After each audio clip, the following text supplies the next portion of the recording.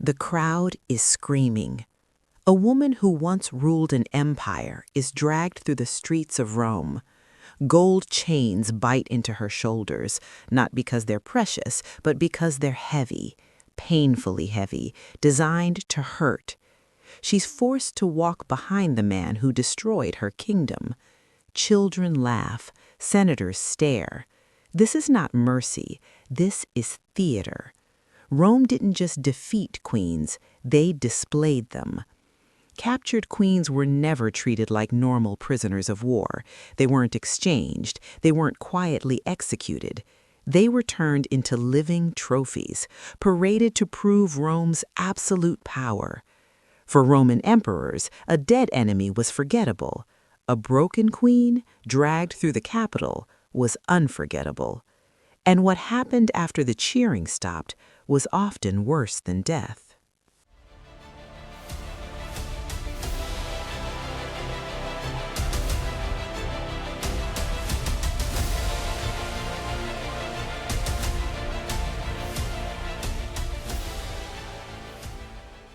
At her peak, Zenobia ruled the Palmyrene Empire, stretching from modern Syria into Egypt.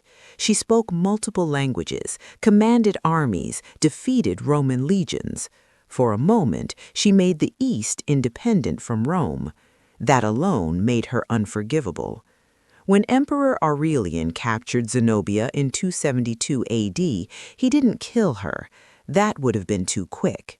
Instead, she was brought to Rome for a triumph, the highest honor for a Roman general, and the worst fate for a defeated ruler. Zenobia was chained in gold so heavy, historians note she could barely stand. Not iron, gold. Rome wanted the world to see that even luxury could be weaponized. She was forced to walk for hours through the streets as crowds screamed insults. The queen who once sat on a throne was now a prop in someone else's victory parade. After the triumph, Zenobia vanished from public life. Some sources claim she was spared and lived quietly. Others suggest imprisonment and death soon after. Rome made sure of one thing: no one would ever see her as a ruler again.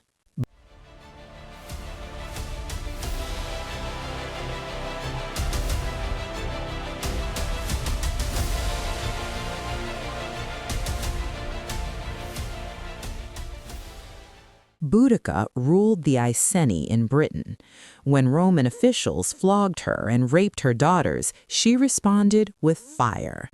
Her rebellion destroyed Roman cities. Tens of thousands died. Rome was humiliated. But Boudica never reached Rome in chains.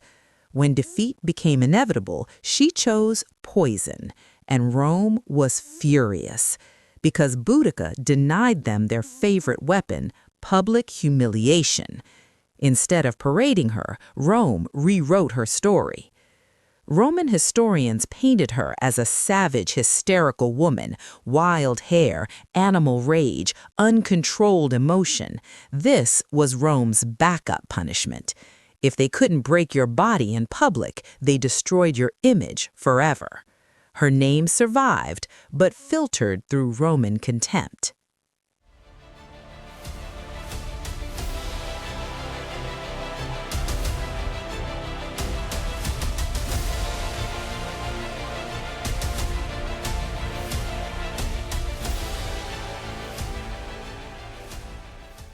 Cleopatra knew exactly what awaited her. After Octavian defeated Mark Antony, Cleopatra understood Roman tradition well enough to see her future clearly. Chains, mockery, a slow walk behind her conqueror through Rome. She would not allow it, so she killed herself. But even in death, Rome used her. Octavian paraded her image, her children, her treasures. Cleopatra herself became a symbol, the foreign seductress, the dangerous Eastern queen who needed Roman order to contain her.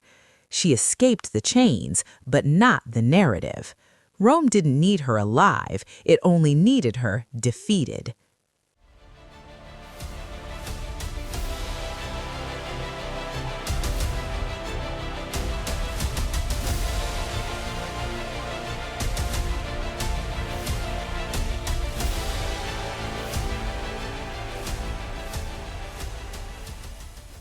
To understand how Rome treated queens, look at how it treated kings.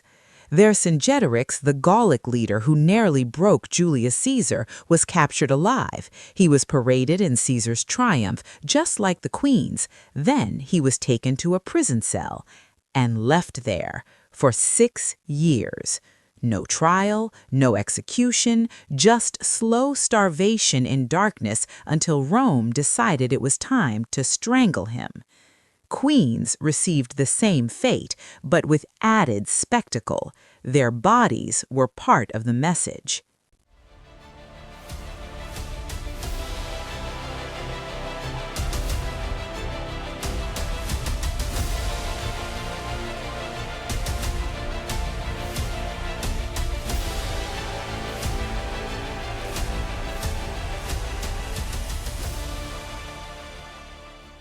The triumph ended. The crowds went home, but the queens didn't. They were imprisoned in silence. No records of mercy, no monuments, no burial honors. Rome preferred their suffering to be invisible after it had been seen. This wasn't random cruelty, it was policy. Rome turned captured queens into warnings, living billboards that said, "This is what happens when you resist. This is what happens when you rule without Rome's permission." Their names survived, but stripped of power, reduced to footnotes in someone else's victory speech. Rome didn't just conquer land, it staged people. And the most terrifying part, the empire wanted the crowd to enjoy it. We still celebrate Roman triumphs, we still admire the empire, but rarely from the point of view of the woman in chains.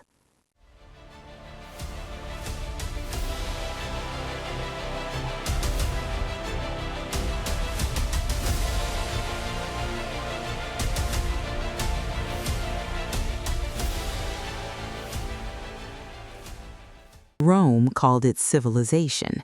The queens called it captivity. Their kingdoms fell, their bodies were displayed, and their suffering became entertainment for an empire that mistook dominance for greatness. If this story made you uncomfortable, it should.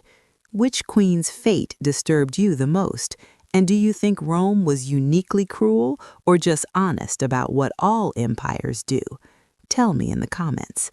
And if you want more history that refuses to look away, subscribe and join us as we uncover the stories empire builders hoped you'd never hear.